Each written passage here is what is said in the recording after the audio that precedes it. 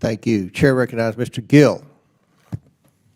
Thank you, Chairman Comer. Thanks for holding this hearing today.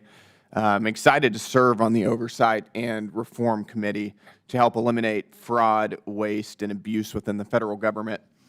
I'm not inherently against the concept of telework in areas where it can be effective, especially in the private sector, but I am highly skeptical of public sector unions bargaining with the American taxpayer. Unlike private sector unions, of course, and the public sector unions don't have to worry about undermining the economic viability of any business or entity. In other words, there's not really a limiting principle to what they can ask for, whereas private sector unions can only bargain so much before they run their employer out of business. Public sector unions can milk working class American taxpayers limitlessly. I think that's a serious problem, and that appears to be exactly what happened here.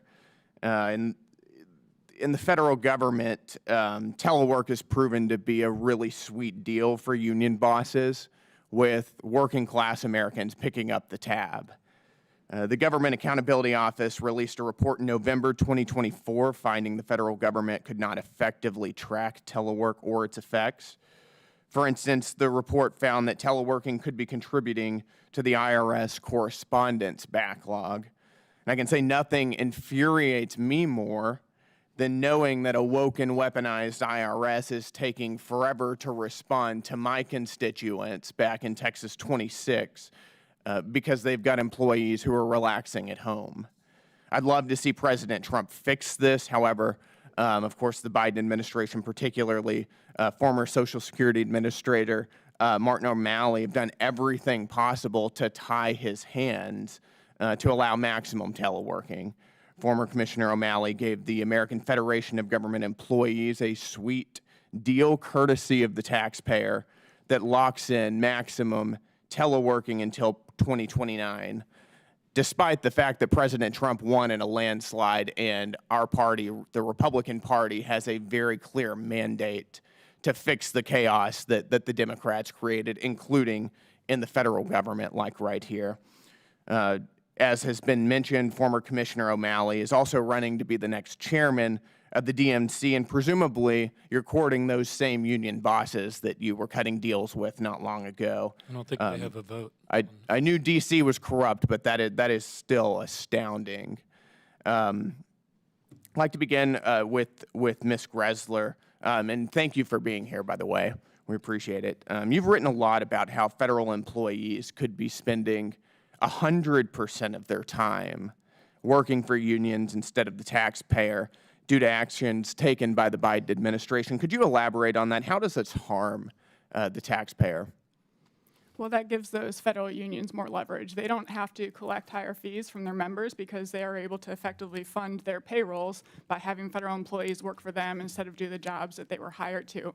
And I think that we should have recognized here on both sides of the aisle that telework can be a good thing, and the problem gets down to not being able to enforce it. The Biden administration tried to get agencies to get workers back into the office.